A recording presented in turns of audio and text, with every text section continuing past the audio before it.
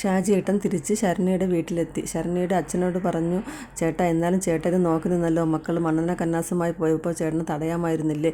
ഇത് എന്താവുമായിരുന്നു ഞാൻ എത്തിയില്ലെങ്കിൽ? ഒരു കൊലക്കുറ്റത്തിന് ഉത്തരം പറയേണ്ടി വരില്ലായിരുന്നോ? അത് ഒരു പാവം കുട്ടിയാണ്, ബാലചന്ദ്ര മേനോൻ്റെ വീട്ടിൽ ജോലിക്ക് നിൽക്കുകയാണ്. അവളൊരു അനാഥയാണ്. അവൾക്ക് ദിവസവും കിട്ടുന്ന ശമ്പളം അവൾ ഓരോ അനാഥാലയങ്ങൾക്ക് ആഹാര സാധനങ്ങൾ വാങ്ങിച്ചു കൊടുക്കുകയാണ്. എനിക്ക് അവൾ നന്നായിട്ടറിയാം. എൻ്റെ ഓട്ടോയിലാണ് അവൾ അനാഥാലയങ്ങളിലേക്ക് പോകുന്നത്. ഇതൊക്കെ കേട്ടപ്പോൾ ശരണ്യയുടെ അച്ഛനും സഹോദരങ്ങൾക്കും വിഷമമായി. സഹോദരന്മാർ പറയുകയാണ്, ഞങ്ങൾക്കിതൊന്നും അറിയില്ലായിരുന്നു, ഷാജിയേട്ടൻ വന്നത് നന്നായി എന്ന് പറഞ്ഞു.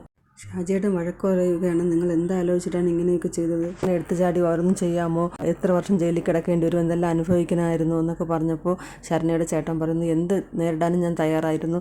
എൻ്റെ അനുജത്തി കിടക്കുന്ന കിടപ്പ് കണ്ടില്ലേ? അവളെ ദ്രോഹിച്ചുപോയിട്ട് ഞാൻ കൊല്ലാൻ വരെ ഞാൻ റെഡിയായിരുന്നു. ചേട്ടൻ വന്നില്ലായിരുന്നെങ്കിൽ തീർച്ചയായിട്ടും അവളെ കൊല്ലുമായിരുന്നു എന്നൊക്കെ പറഞ്ഞു. പക്ഷേ അലീനയെക്കുറിച്ച് അറിഞ്ഞപ്പോൾ അവർക്ക് എല്ലാവർക്കും വിഷമമുണ്ട്. അങ്ങനെ ഷാജിയേട്ടൻ തിരിച്ചിലെത്തിയപ്പോൾ അലീന കുളിച്ചിട്ട് നിൽക്കുന്നുണ്ടായിരുന്നു.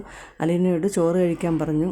അലീന ആകെ വിഷമിച്ച് സങ്കടപ്പെട്ട് നിൽക്കുകയാണ്. അപ്പോൾ ഷാജി പറയുന്നുണ്ട്, എല്ലാവർക്കും അങ്ങോട്ട് കൊടുക്കാൻ മാത്രം പഠിച്ചാൽ പോരാ, ഇങ്ങോട്ട് കിട്ടുന്നതും വാങ്ങണം. ഈ ചോറ് കഴിക്ക്, ഓട്ടോക്കാരൻ്റെ വീട്ടിലെ ചോറാണ്, വലിയ ടേസ്റ്റൊന്നും ഉണ്ടാവില്ല എന്നൊക്കെ പറഞ്ഞപ്പോൾ അലീന കരഞ്ഞു. അലീന പറയുകയാണ്, ഇപ്പോൾ ഷാജിയേട്ടൻ വന്നില്ലായിരുന്നെങ്കിൽ ഞാനിപ്പോൾ ഒരു കരിക്കട്ടയായി മാറേണ്ടിയിരുന്നവളല്ലേ? ഞാനല്ലേ ഇപ്പോൾ ആഹാരത്തിന് മുന്നിലിരിക്കുന്നത് എന്ന് ആലോചിച്ചിട്ടാണ് എനിക്ക് സങ്കടം വന്നത്. ഞാൻ മരണത്തെ മുന്നിൽ കണ്ട് നിൽക്കുകയായിരുന്നു, ഷാജി വന്നില്ലായിരുന്നെങ്കിലോ എന്നൊക്കെ പറഞ്ഞ് അലീന കരഞ്ഞു. അപ്പോൾ ഷാജിയും അമ്മയും സഹോദരിയെ അവളെ സമാധാനിപ്പിക്കുകയാണ്. അപ്പോൾ അലീന പറയുന്നുണ്ട്, എനിക്ക് എന്തായാലും ശരണ്യെ ഒന്ന് കാണണം, എനിക്ക് അവളെ ആശ്വസിപ്പിക്കണം. അവൾ എൻ്റെ അനുജത്തിയെ പോലെയാണ്. അവൾക്ക് വന്ന ഈ വിഷമത്തിൽ അവളെ സമാധാനിപ്പിക്കാൻ ആരും ഉണ്ടാവില്ല. എനിക്ക് അവളെ കാണണം, അവളോട് സംസാരിക്കണം എന്ന് പറഞ്ഞു. ഷാജി പറയുകയാണ്, ഇനി എങ്ങനെ ധൈര്യമുണ്ട് നിനക്ക് അവിടെ പോകാൻ? എങ്ങനെ കയറി ചെല്ലും? ഇല്ല, എന്തായാലും ഞാൻ അവളെ കണ്ടിട്ടേ പോകുള്ളൂ എന്ന് പറഞ്ഞിട്ട് അലീന അവിടെ നിന്ന് ഇറങ്ങുകയാണ്. ഈ സമയത്ത് ഒരു പയ്യൻ ഈ വീഡിയോ എല്ലാം എടുത്തിട്ട് പോലീസിനെ അറിയിക്കുകയാണ്, ഇവിടെ ഒരു കൊലപാതകം നടക്കാൻ പോവുകയാണ്, ബാലചന്ദ്ര മേനോൻ്റെ മകളാണ് ഇവിടെ വന്നിട്ടുള്ളത്, എല്ലാവരും അവളുടെ ദേഹത്ത് മണ്ണെണ്ണ ഒഴിച്ചിട്ട് കത്തിക്കാൻ വേണ്ടി ഒരുങ്ങി നിൽക്കുകയാണ്, ഞാൻ അതിൻ്റെ വീഡിയോ എടുത്തിട്ടുണ്ട്, SI ആയിരുന്നു വിളിച്ചത്, SIക്ക് അയച്ചു കൊടുക്കാമെന്ന് പറഞ്ഞു. അപ്പോൾ അലീനയാണെന്ന് കേട്ടപ്പോൾ SI പറഞ്ഞ്, പെട്ടെന്ന് അയക്കും, ഞങ്ങളിതാ അങ്ങോട്ട് പുറപ്പെടുകയാണെന്ന് പറഞ്ഞിട്ട് അവർ പുറപ്പെട്ടു. ഈ സമയം അലീന ശരണ്യയുടെ വീട്ടിലെത്തി. അപ്പോൾ ശരണ്യയുടെ അച്ഛനും അമ്മയും അനുജനും പുറത്തിരിക്കുകയായിരുന്നു.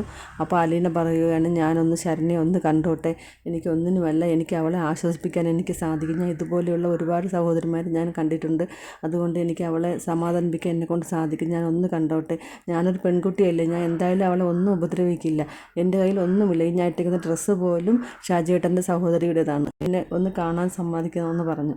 അങ്ങനെ ശരണ്യയുടെ അമ്മ ശരണ്യയുടെ അടുത്തേക്ക് അലീനയെ കൂട്ടിക്കൊണ്ടുപോവുകയാണ്. ശരണ്യയുടെ അവസ്ഥ വളരെ കഷ്ടമാണ്. ലൈറ്റ് ഇട്ടപ്പോൾ അവൾ പേടിച്ച് കരയുകയാണ്, വേണ്ട വേണ്ട വേണ്ട എന്ന് പറഞ്ഞിട്ട് അവൾ ഇരുട്ടത്ത് കിടക്കുകയായിരുന്നു. അലീന വളരെ ദയോടുകൂടി അവൾ അടുത്തു വന്നിരിക്കുകയാണ്. മോളെ എന്ന് വിളിച്ചിട്ട്, എന്താടാ നിനക്ക് പറ്റിയത് എന്ന് പറഞ്ഞിട്ട് അലീന അവളെ സമാധാനിപ്പിക്കുന്നു. അവളെ എണീപ്പിച്ച് അവളെ മാറോട് ചേർത്ത് ആശ്വസിപ്പിക്കുകയാണ്. ശരണ്യയ്ക്ക് എന്തോ വളരെ സമാധാനം കിട്ടിയ പോലെ തോന്നുന്നുണ്ടായിരുന്നു അലീനയെ കണ്ടപ്പോൾ. എനിക്ക് നീ എൻ്റെ അനുജത്തിയെ പോലെയാണ്, എനിക്ക് ഇതുപോലെയുള്ള ഒരുപാട് പെൺകുട്ടികൾ ഞാൻ ജീവിതത്തിലേക്ക് തിരിച്ചു കൊണ്ടുവന്നിട്ടുണ്ടെന്ന് പറഞ്ഞു. നിനക്കൊന്നും സംഭവിച്ചില്ല, പ്രതികൾക്കാണ് അവരുടെ ജീവിതമാണ് നഷ്ടപ്പെടുന്നത്, മോക്കൊന്നും സംഭവിച്ചിട്ടില്ല, നന്നായി കുളിച്ച് നല്ല ഡ്രസ്സ് ഇട്ട മോള് പരിശുദ്ധയാണ്, മോക്കൊന്നും സംഭവിച്ചിട്ടില്ല എന്നൊക്കെ പറഞ്ഞിട്ട് അവളെ സമാധാനിപ്പിച്ചു. അപ്പോൾ ശരണ്യയുടെ അമ്മ പോയി ആഹാരം എടുത്തുകൊണ്ട് വരികയാണ്. എന്നിട്ട് അലീനയിൽ കൊടുത്തിട്ട് പറഞ്ഞു, മോളൊന്നും കഴിക്കാറില്ല, കഞ്ഞിവെള്ളം മാത്രമാണ് കുടിക്കുന്നത്. അപ്പോൾ അലീന ഫുഡ് കയ്യിൽ വാങ്ങിച്ചിട്ട് കൊടുക്കുകയാണ്. അലീന കൊടുത്തപ്പോഴും മുഖം തിരിച്ചു. അപ്പോൾ അലീന പറയണം, മോനെ കഴിക്കും മോനെ എന്ന് പറഞ്ഞിട്ട് കൊടുത്തപ്പോൾ അവൾ കഴിച്ചു.